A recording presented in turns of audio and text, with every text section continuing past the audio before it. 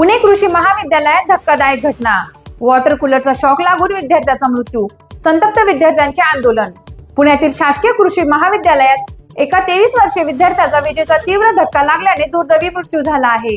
चैतन्य कुंडलिक चव्हाण असे या मृत विद्यार्थ्याचे नाव असून तो मूळचा बीड जिल्ह्यातील आष्टी डोंगरगाव येथील रहिवासी होता। या घटनेमुळे महाविद्यालय परिसरात मोठी खळबळ उडाली असून विद्यार्थ्यांनी प्रशासनाविरोधात आक्रमक पवित्रा घेतला आहे।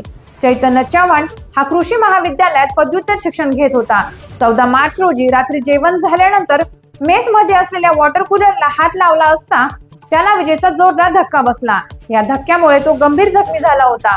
त्याला तातडीने पुण्यातील खासगी रुग्णालयात म्हणजे जहांगीर हॉस्पिटलमध्ये दाखल करण्यात आले होते। मात्र 10 दिवस मृत्यूशी झुंज दिल्यानंतर मंगळवारी त्याची प्राणज्योत मालवली। विद्यार्थ्यांचा आक्रमक पवित्रा आणि मागण्या। चैतन्याच्या मृत्यूनंतर महाविद्यालयातील विद्यार्थ्यांनी प्रशासकीय निष्काळजीपणावर बोट ठेवलं व जोरदार आंदोलन सुरू केले।